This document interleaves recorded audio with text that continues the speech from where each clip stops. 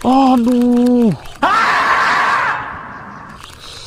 Tak lekat, geng.